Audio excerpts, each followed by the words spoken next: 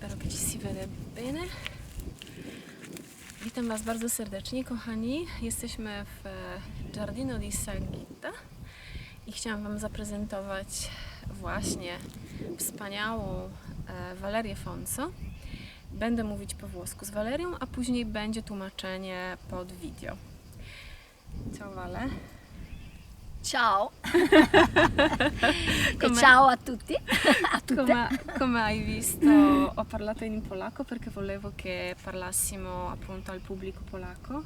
Bene. E alle donne, agli uomini, insomma a chi è interessato alle pratiche di sviluppo personale spirituale. Dove ci siamo? Dove ci troviamo? Dove siamo? Bene, siamo in un piccolo paradiso che si chiama il Giardino di Sanghita. Sanghita è il mio nome spirituale, la dea che canta l'amore dal chakra del cuore, Sanghita. E praticamente questo è la mia terra. È un piccolo appezzamento di terreno con tanti ulivi, 2 belle casette in fondo, immerso in una natura molto molto selvaggia. E qui c'è silenzio, qui c'è pace, qui c'è solo la natura che si manifesta in tutta la sua bellezza, in tutte le sue manifestazioni. E quello che io trasmetto e condivido con le persone che vengono qui da anni, è l'amore per questa grande madre terra, l'amore per madre natura, l'amore per tutte le manifestazioni di madre natura, che implica naturalmente il rispetto, Sì. che implica naturalmente sentire ogni aspetto di madre natura in simbiosi con la propria anima, il proprio sé, il proprio cuore. E quindi tutta la pratica che io condivido è proprio una manifestazione di questo amore che deve aprire il nostro cuore a sentirci in unione sempre totale con il tutto.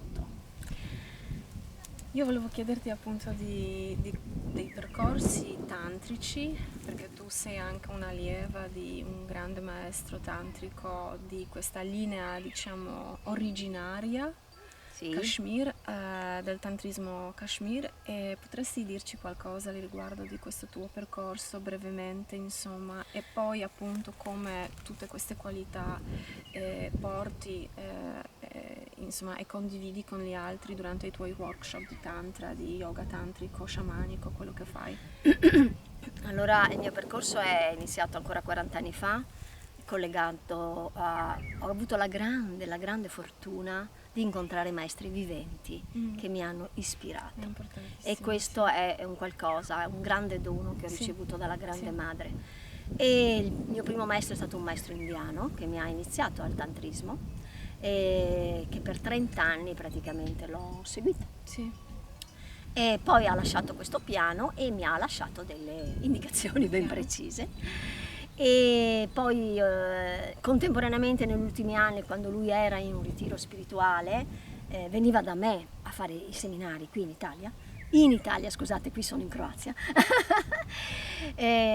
Ho seguito poi un altro maestro importante francese, Daniel Odier, che ha continuato questo percorso del tantrismo kashmiro, e ho continuato con lui la via dell'estasi, la via della libertà di essere, la via dell'amore della libertà di essere. Quindi quando parliamo di tantrismo e tantra, questo è la via dell'estasi, dell'amore, della libertà di essere per noi stessi, nell'integrazione di tutti i nostri poli opposti, e nell'integrazione del nostro maschile e femminile, quindi andando a liberare questo maschile e femminile che magari è rimasto fermo, bloccato, tarpato per credenze, paure, insicurezze che ci portiamo dietro da una vita. Tantissimi programmi. Esatto, tutto quello che ci deriva di retaggio e anche che magari abbiamo vissuto noi in questa vita perché siamo un po' sbalottate, vuoi dalla situazione esterna, vuoi da emozioni che non sappiamo gestire.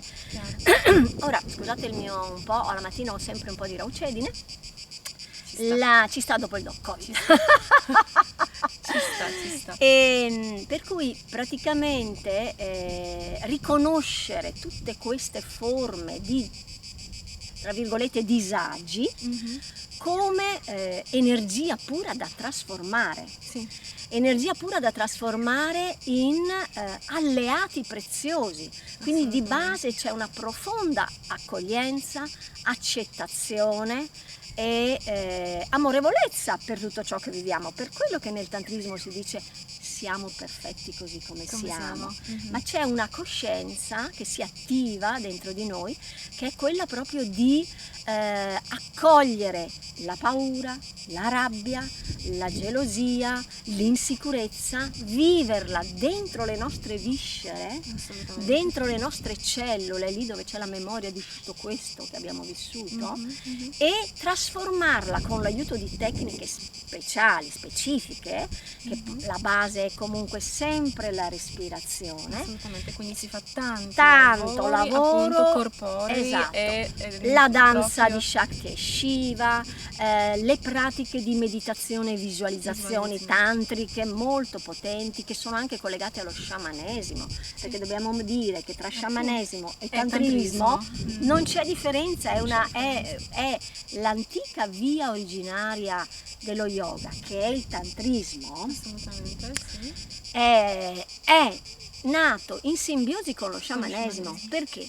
Perché lo sciamanesimo è la connessione con il tutto, con madre natura, ma è soprattutto la connessione con noi stessi, e quindi è quella trasformazione interiore che è necessario fare per sentirsi veramente liberi di amare noi stessi, l'universo, madre natura, un fiore, una pietra, un piccolo animale, un grande animale, l'uccello, l'umanità, i nostri cari, eccetera. Quindi la base è la realizzazione di essere. Qui e ora, nel presente.